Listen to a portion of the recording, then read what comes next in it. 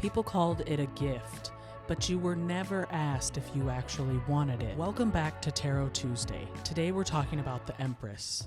And if you've spent any time in tarot spaces, you already know the divine feminine energy or an abundance mindset. But here is something new. She's the reason you learned that love is something you produce, not something you receive. She's every good girl and caretaker, every person who was praised for how much they could give until there was nothing left to give. So today we're going to take that crown off and we're going to look at what's actually underneath it. Let's start with her throne, because it matters that she has one too. The Empress isn't soft. She sits enthroned. Same as the Emperor. There is power and authority, not passivity. The divine feminine done right was never meek.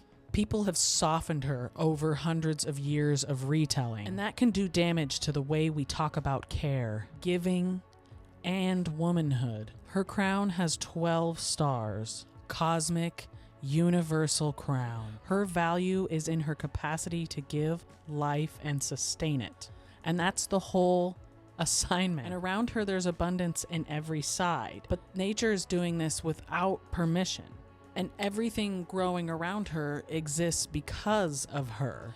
But nothing in these fields is feeding her currently. That's the wound that's hiding in this abundance mindset. A woman who's surrounded by everything she's grown, but nothing that's growing her back. On the reverse, the descriptions of burnout or blocked creativity, Groundhog Day type of energy, running on the same mentality day after day. But this isn't a malfunction. She is the upright Empress with the mask that's finally slipping. She is not broken. She's depleted, and it's on schedule because a role entirely built on output was never sustainable in the first place. Don't fix the reversed Empress by forcing more gratitude and self-care and affirmations when you're stuck in a system that's hollowing you out by design. Burnout happens when nurturing wasn't allowed to include yourself. So the real work with the Empress is separating these two things that got fused together without your consent. So your capacity to create and give life to things, and your obligation to do it for everyone, endlessly, as proof of your worthiness, or that you're lovable. But those two things aren't the same. One is a power and the other is a leash. Ask yourself where in your life you're still performing this fertility, creativity, this emotional labor, the care for people that never once turned around and asked you what you needed.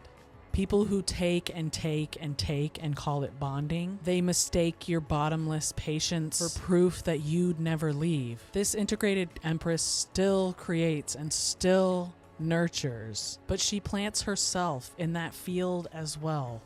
That's the Empress, a throne, and a long overdue conversation about who's allowed to sit on it and rest. This has been Tarot Tuesday, and if this one hit close to home, if you've spent your life growing things in other people's gardens, like and subscribe, because we're on that journey together. The link in the description takes you to my website with tons of free stuff and private readings with me.